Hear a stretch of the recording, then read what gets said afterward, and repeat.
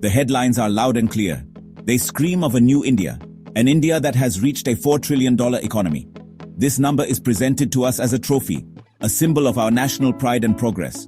We are told to celebrate this milestone. We are shown grand images of gleaming skyscrapers and bustling stock markets. But when you step away from the television screens and walk into the streets of our cities and villages, you see a different reality.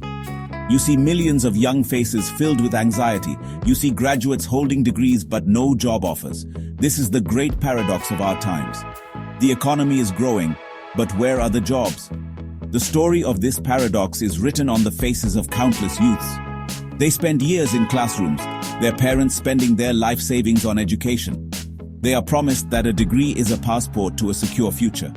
Yet, they find themselves standing in long queues for a handful of government vacancies. Sometimes, thousands, even millions apply for a few dozen positions. Is this the progress we were promised?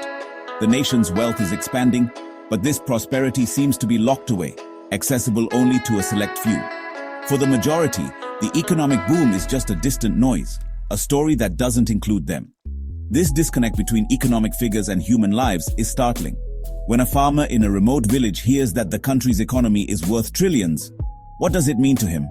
His son, a graduate, might be sitting at home, unable to find work that matches his skills or even a basic job to support the family. The statistics paint a rosy picture, but the lived experience of millions tells a tale of struggle and disappointment. The celebration of a $4 trillion economy feels hollow when the youth of the country are battling hopelessness. The numbers on a screen cannot feed a family or fulfill a dream. We must ask ourselves a difficult question. What kind of development is this? Is it truly progress when the engine of the economy runs without creating opportunities for its people? The GDP figures rise, but the despair of the unemployed youth deepens. This is not just an economic problem, it is a social crisis in the making. The grand narrative of a powerful rising India crumbles when we look into the eyes of a young person who has lost all hope of finding meaningful employment. We are celebrating the size of the house while its foundation is cracking under the weight of joblessness. The term jobless growth might sound like a contradiction, but it is the harsh reality of India today. The growth in our GDP is not coming from sectors that create a large number of jobs. It is being driven by industries that are highly automated and require a smaller, highly skilled workforce. Think of the financial services sector or the technology industry. They contribute significantly to the economic numbers, but they do not absorb the millions of young people entering the workforce every year. This is a fundamental flaw in our growth story. The wealth is being generated, but it is not translating into widespread employment. Moreover, the relentless march of technology and automation is changing the very nature of work. In factories, robots are replacing human hands on the assembly line. In offices, software is performing tasks that were once done by clerks and accountants. This technological wave is not just affecting low-skilled jobs, it is also impacting white-collar professions. While technology creates new kinds of jobs, these roles often require advanced skills that most of our workforce does not possess. The traditional jobs are vanishing, and we are not preparing our youth for the new ones that are emerging. This technological shift is creating a chasm in the job market. Companies are investing in machines, not people. A machine works around the clock, does not ask for a raise, and does not go on strike. From a business perspective, it is a logical choice. But for a country with a massive young population like India, this trend is a ticking time bomb. The promise of demographic dividend, a young population that can power the economy, turns into a demographic disaster if that population is unemployed. The very tools that are supposed to drive progress are now contributing to the anxiety of millions. The result is a formal economy that is growing richer but smaller in terms of the number of people it employs. The growth is concentrated at the top, benefiting capital owners and a small pool of highly skilled professionals. The vast majority are left to fend for themselves in the informal sector, with no job security, low wages, and no social benefits. This is the anatomy of our jobless growth. The economic pie is getting bigger, but the slices are becoming more unequal. The prosperity is not trickling down. It is being siphoned upwards by the forces of automation and capital-intensive growth. There is a huge gap between what is taught in our classrooms and what is needed in the modern workplace. Our education system, for the most part, is stuck in the past. It emphasizes rote learning and theoretical knowledge, preparing students to pass exams rather than to solve real-world problems. When these students graduate, they hold a degree, but they lack the practical skills and critical thinking abilities that companies are looking for. They are not industry-ready. This creates a frustrating situation where companies complain about a shortage of skilled talent, while millions of graduates remain unemployed. This education mismatch is a crisis of our own making. For decades, we have focused on increasing the quantity of education, opening more colleges and universities.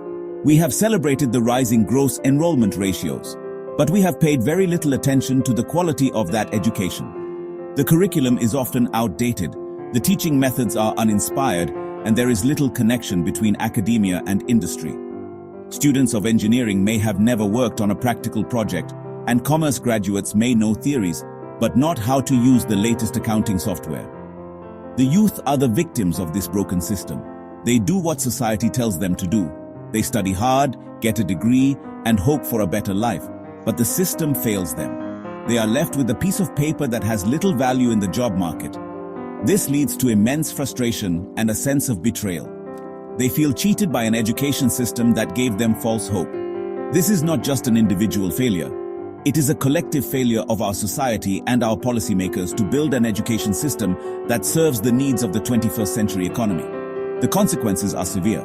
Many young people are forced to take jobs that are far below their qualifications, leading to underemployment. A postgraduate might end up working as a delivery driver, not out of choice, but out of desperation. Others spend years preparing for government exams, chasing the dream of a stable job because the private sector has no place for them. This is a colossal waste of human potential. We are failing to harness the energy and talent of our greatest asset, our youth. Our classrooms and our corporations exist in two different worlds, and our young people are lost in the void between them. Every government promises jobs. Jobs for the youth is a slogan we hear in every election campaign. Policies are announced with great fanfare, promising to create millions of employment opportunities. We hear about schemes like Make in India or Skill India, but on the ground, the impact remains limited. The creation of high-quality formal sector jobs has not kept pace with the promises made. The policies often look good on paper, but their implementation is weak and they fail to address the structural problems of the economy. The promise of employment remains a distant dream for many. So, we must ask, is India truly progressing? A $4 trillion GDP figure means nothing to a young person who sees no future for themselves. Economic growth that concentrates wealth in the hands of a few and leaves the youth jobless is not real progress. It is a fragile and unsustainable model. A nation's true strength lies in the well-being and hope of its people, especially its young generation. When a large section of the youth is unemployed and disillusioned, it raises fundamental questions about the direction in which our country is headed. This is a challenge to our democracy and our social fabric. However, despair is not the only option. The future of India's job market can be reshaped, but it requires bold and honest action. We need to move beyond celebrating hollow numbers and focus on creating an ecosystem for job creation. This means promoting labor-intensive industries like manufacturing, textiles, and food processing. It means revamping our entire education system to focus on skills, vocational training, and critical thinking. We need to bridge the gap between the classroom and the workplace through apprenticeships and industry partnerships. The path forward is difficult but not impossible. It requires a long-term vision and a political will to implement real reforms. We need policies that support small and medium-sized enterprises, which are the real engines of job creation. We need to invest in our people, equipping them with the skills to thrive in a changing world. The challenge is immense, but so is the potential of our youth. The story of India's future will be written not by the size of its economy, but by its ability to provide dignity, purpose, and opportunity to every single one of its citizens.